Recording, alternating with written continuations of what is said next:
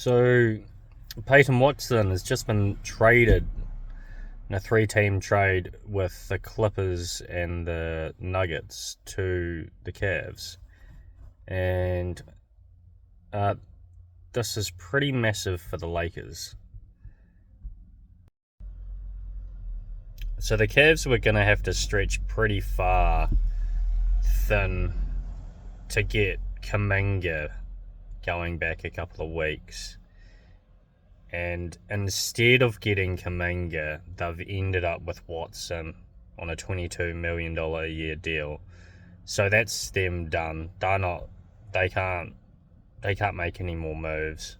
They're completely out of the running for Kuminga now.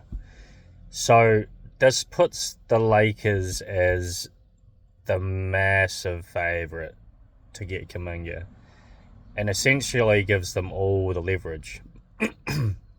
There's been reports that Minnesota is sort of fairly interested, but they still can't offer as much money. And why would, are you going to want to live in Minnesota over LA if you've got the choice? I don't think so. So, unfortunately for Kuminga, with him waiting so long, he's potentially going to get, the Lakers don't necessarily have to offer him as much as they did initially. Because they did offer him that $10 million a year, which he thought wasn't enough. So I'm sort of expecting this to be done pretty shortly now. I sort of feel like I can't see any reason now for Kuminga to sort of hold off. There's not really anything to wait for. The opposing team has made their move. They're not going to sign you now. So,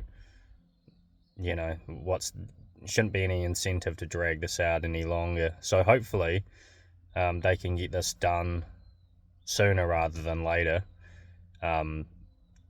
Especially, before training camp starts, so they can start building all that chemistry as a team. Would be ideal. I'm not sure if he'll make it in time to do that trip that Luka's doing over to Slovenia. I'm a bit unsure on the date of that, and it could be happening pretty shortly. But anyway, it'd just be great to get him before the start of training camp. And surely, I'm assuming that $10 million still stands. So if he's willing to sign for that, or maybe they give him a little bit more just to keep him in a good frame of mind, which is probably a bit of a key for Kuminga, that would be good also. But yeah, and I think overall it's pretty good news for the Lakers.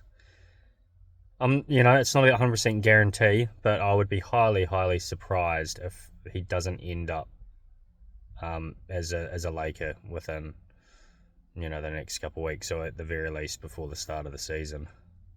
But yeah.